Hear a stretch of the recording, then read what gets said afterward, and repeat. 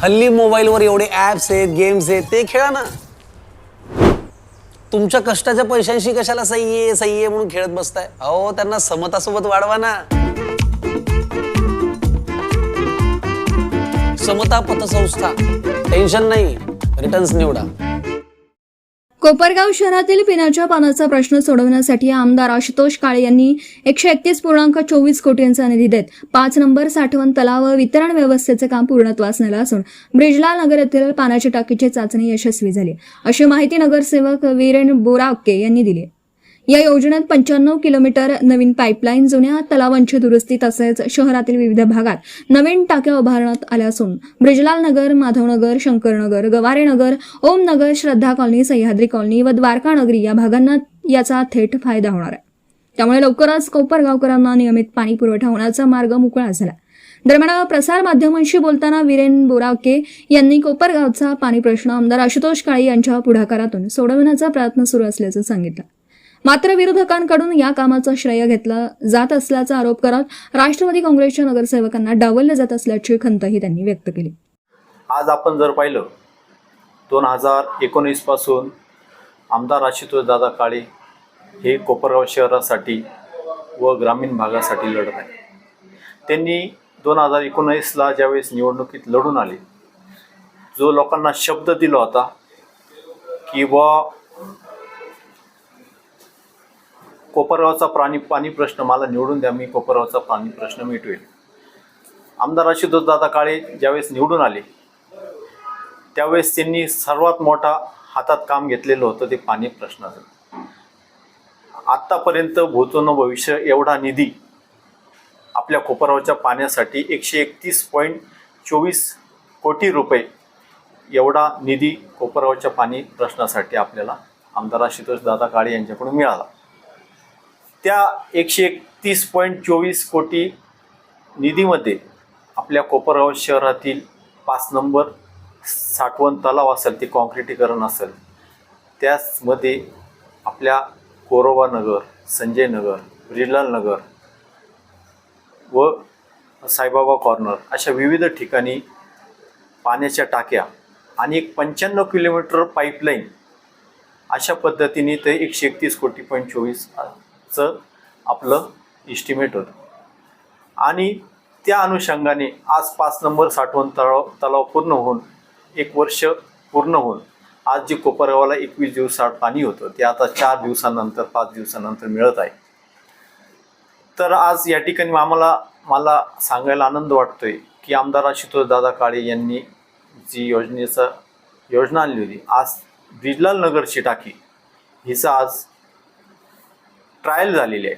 त्या ट्रायलमध्ये म्हणजे कोणत्याही प्रकारची अडचण नाही, आता ती ट्रायल यशस्वीरित्या पार झाली आहे. आणि त्या ब्रिजलाल नगरच्या टाक्यावर प्रभाग क्रमांक 1 मधील भाग असेल, त्याच्यानंतर प्रभाग क्रमांक 10 मधील भाग असेल, त्यामध्ये श्रद्धा नगरी, जैन मंदिर, गोरोबा नगर जैन मंदिर, त्याच्यानंतर ब्रिजलाल नगर, गवारे नगर अशा विविध ठिकाणी त्या पाईपलाईनचे वितरण होणार आहे. आणि उर्वरित राहिलेला सर्व ज्या वितरण पाईपलाईन आहेत त्या लवकरच आमदार आशुतोष दादा काळे यांच्या सूचनेने मार्गी लागतील. आता आपण जर पाहिलं कोणत्या मोठ्या कामाला वेळ लागतो. आज आपलं 5 नंबरचं साठवण तलाव तयार झाल्यामुळं आपल्याला आता जो आशुतोष दादा काळे यांनी 1 ते 4 जे तलाव आहेत त्या तलावांसाठी ह्या इस्टिमेटमध्ये खोदाई करून दुरुस्ती असं टेंडर होतं.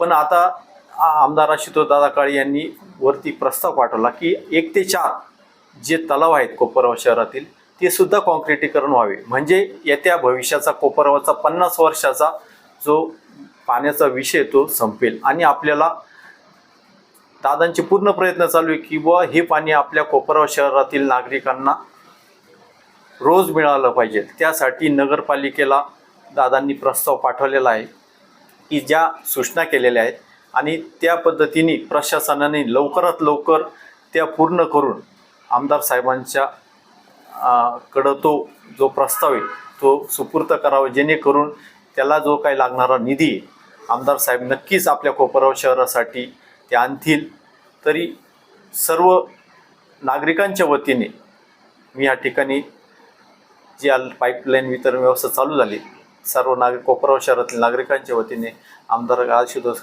दादा काळे यांना शुभेच्छा देतो. आणि त्याचबरोबर प्रशासनाने, कोपराव नगरपालिकेने सुद्धा ह्या ठिकाणी जास्तीत जास्त लक्ष घालून अजून काम कसं पटकन होईल ह्या दृष्टीने पाहावं. एवढं तर कोपराव शहरातील प्रत्येक नागरिकांना माहिती की ही योजना सर्वात मोठं श्रेय कुणाचे, हे आमदार आशुतोष दादा काळे यांचे. आमदार आशुतोष दादा काळे जरी सत्ता नगरपालिकेत दुसरीकडे जरी असली तरी आमदार आशुतोष दादा काळे यांचं म्हणणं आहे की आपल्याला उद्घाटनाशी नाही, आपल्याला काम करायचे. फक्त याच्यात मला विनंती आहे, विरोधक नाही म्हणता येणार, नगरपालिकेत ज्यांची सत्ता आहे त्यांनी जरी उद्घाटन केलं आमची काही हरकत नाही. शेवटी लोकांना माहिती आहे की त्या ठिकाणी आम्हाला कोणाला बोलवलेलं नाही, आमच्या राष्ट्रवादी काँग्रेस पार्टीच्या कोणाला बोलवलं नाही असं मला वाटतंय. कारण तिथं फोटोमध्ये जर पाहिलं तर राष्ट्रवादी पार्टीचे कार्यकर्ते नव्हते.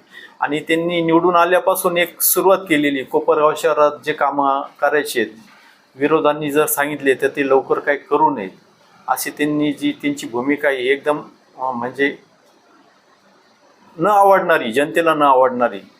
तर त्यांना पण विनंती आहे की जे कोपरगाव शहरातील राष्ट्रवादी काँग्रेस पार्टीचे जेवढे नगरसेवक असतील त्यांना सुद्धा जनतेने निवडून दिले, आणि नगराध्यक्ष जे असतील नगरपालिकेचे त्यांना सुद्धा त्या भागातून मतदान पडलेलं, ज्या भागात त्यांचे नगरसेवक नसतील, तर त्यांनी अशा केविलवाना खेळ करू नये. आज त्यांनी उद्घाटनाप्रसंगी आरोप केलाय की हे काम 2 वर्षापासून बंद आहे, म्हणजे ते पाणी टाके चालू झाले नाही, 2 वर्ष पूर्ण होऊन तरी. तसं पाहिलं, मी मगाशीच म्हटलं की एवढं मोठं 131.24 कोटीचं काम पूर्ण होताना काही काळ लागतो. हे पाण्याच्या पाईपलाईन सर्व टाकून झालेल्या, पण काही ठिकाणी जोडायच्या बाकी होत्या. आता मी मागच्या टर्मला नगरसेवक असताना मला माहिती काही ठिकाणी त्या पाईपलाईन जोडायच्या बाकी होत्या, त्या ब्रिलल नगर टाकीच्या. त्या आता जो कॉन्ट्रॅक्टर आहे त्यांनी गेल्या 1-1.5 महिन्यापूर्वी त्या सगळ्या क्रॉसिंग जोडून त्याचं कॉन्क्रीट, काय ब्रिलल नगर भागातसुद्धा कॉन्क्रीट भरलेलं आहे. फक्त हे आता सांगायची गोष्ट आहे, आता हा विरोधक करणं. ते म्हणताय काय आमची सत्ता आल्यापासून जे थांबलेले काम ते आता सुरू होते, नाही मागच्या काळात ते बंद पडले होते असं त्यांचं नाही. सर्व जनतेला माहिती आहे, आतापर्यंत जो नगरपालिकेमध्ये एवढ्या मोठ्या प्रमाणात निधी हा आमदार आशुतोष दादा काळे यांनीच आणलेला आहे. हे आपल्याला म्हणजे विरोधकांना विसरून चालणार नाही. पण आता श्रेयवादाच्या ह्याला माझं गाव चॅनलसाठी स्वप्नील कोपरे, कोपरगाव.